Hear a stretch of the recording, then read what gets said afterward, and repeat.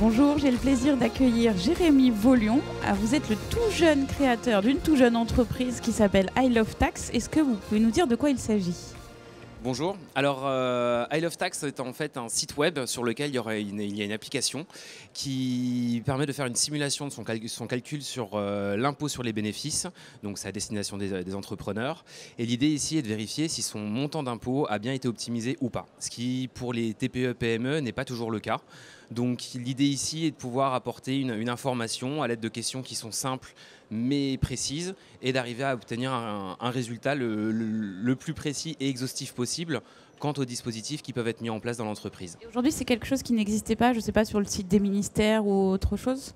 Exactement. Aujourd'hui, il existe des choses de ce type-là pour les particuliers, pour calculer son impôt sur le revenu. Question, oui. On a des simulateurs qui font un calcul à 33,33%, ce qui est assez simple à calculer.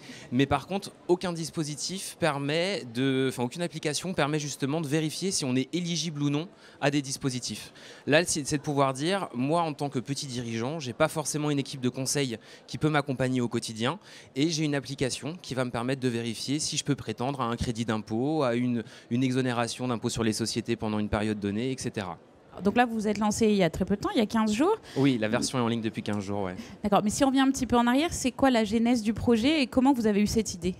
Alors l'idée, elle est venue en fait du terrain, en rencontrant des entrepreneurs, particulièrement des TPE-PME, et se rendre compte que les gens étaient souvent très perdus finalement dans l'univers des experts comptables, des avocats, auprès de qui il faut s'adresser, à quel moment un avocat est nécessaire et à quel moment l'expert comptable est suffisant. Et un peu ce sentiment d'insatisfaction parce que ce n'est pas le rôle de l'expert comptable de faire toute cette optimisation, forcément.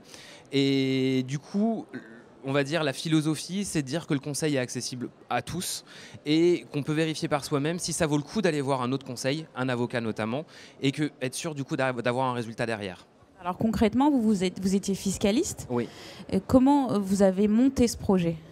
Alors, il est donc venu du terrain, ça a germé dans ma tête.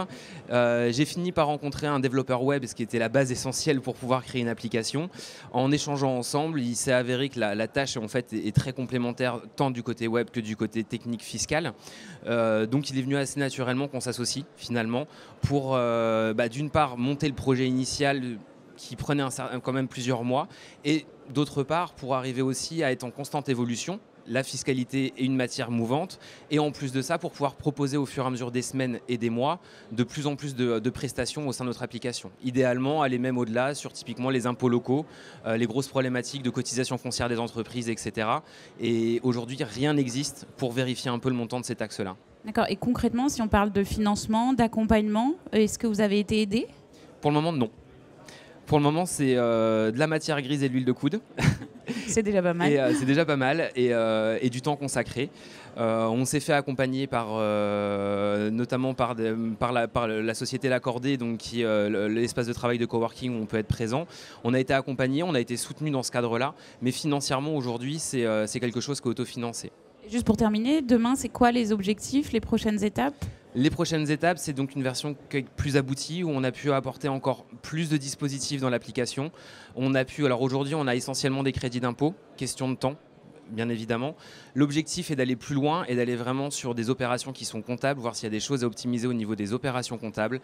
Également, comme je vous disais, peut-être aller sur les impôts locaux et avoir aussi une base de données qui est assez exhaustive sur des informations qu'on veut un petit peu décaler, qui soit un peu plus accessible et qui ne fasse plus peur aux dirigeants. Ou lire de la fiscalité devienne un moment qui soit plutôt sympa. C'est notre objectif. On redonne juste l'adresse aux entrepreneurs, c'est ilovetax.fr. Merci beaucoup. Merci à vous.